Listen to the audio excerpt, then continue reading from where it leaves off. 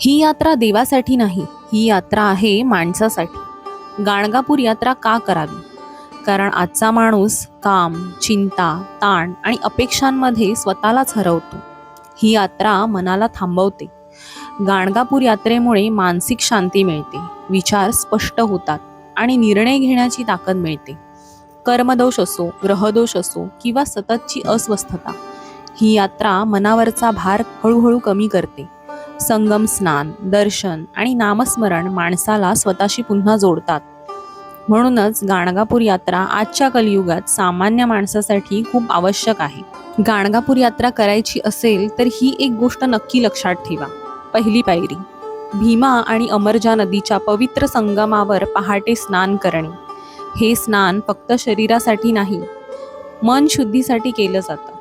त्यानंतर श्री नृसिंह सरस्वती महाराजांच्या समाधीचे दर्शन घ्यावे. मंदिरात आपल्या क्षमतेनुसार प्रदक्षिणा घालाव्यात. संख्या नाही, श्रद्धा महत्वाची. यानंतर अष्टतीर्थ दर्शन करावे. पाप विनाशी, भागीरथी, कोटी, रुद्रपाद आणि इतर तीर्थ दर्शनाने ही यात्रा पूर्ण मानली जाते.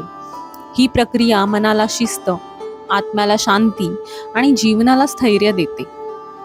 आणि महत्त्वाची गोष्ट, गाणगापूर यात्रा योग्य पद्धतीने केली तरच तिचं पूर्ण फळ मिळतं. श्री गुरुदेव दत्त.